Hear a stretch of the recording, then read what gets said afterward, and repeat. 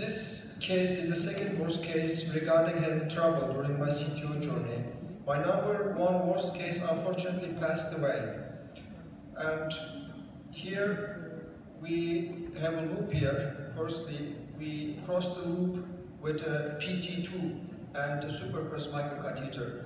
After the band catheter crossed the loop, a stiffer wire smoothened the loop.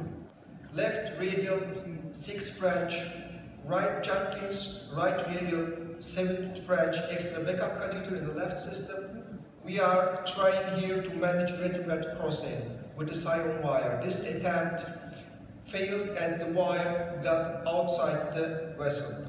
We tried the second septal here, and this time the Sion wire caught the PDA artery, then the wire was anchored very distally of the PDA artery in order to carry the corsair. After the advancement of the corsair to the crux, a gladius wire with a large loop pushed very hard into the subintimal space retrogradely for the preparation of reverse cart. Gaia 3 wire helped us for further advancement of the corsair into the middle of RCA. However, this subintimal tracking was not sufficient for antegrade re-entering the true lumen with another corsair and conquest probe. The patient was complaining from arm pain since the loop had been smoothened.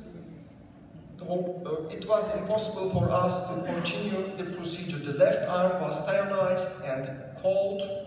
I retrieved the guiding catheter, made the sheet bleeding, and hold the arm in a downward position. The pain alleviated considerably.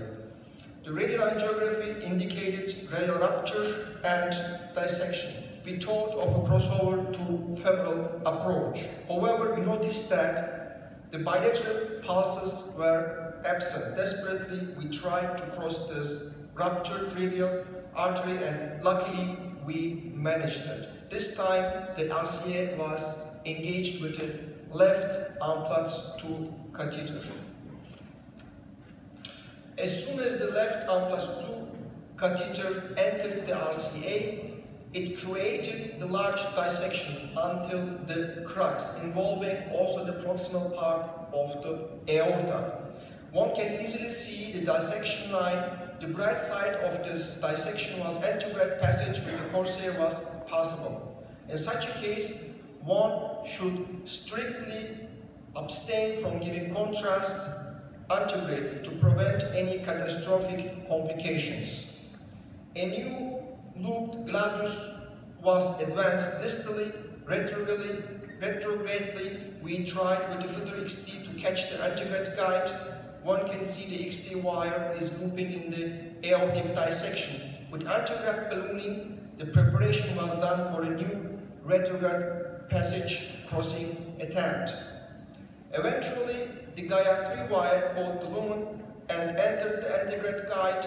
The wire was trapped and the corsair advanced into the RCA catheter.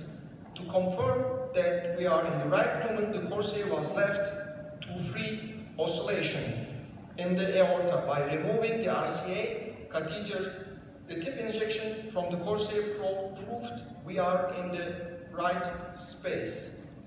The end snare grabbed the filter FC wire, and after trapping the wire, corsair was again advanced into the left RCA catheter.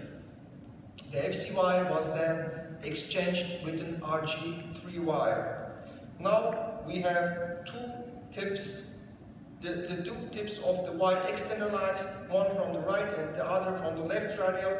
By stretching the wire, the RCA guiding catheter was placed in the RCA carefully, and then we began ballooning. And now stenting, and here is the end result. The contrast trace line indicates no more threat regarding aortic dissection. Thank you all for your attention.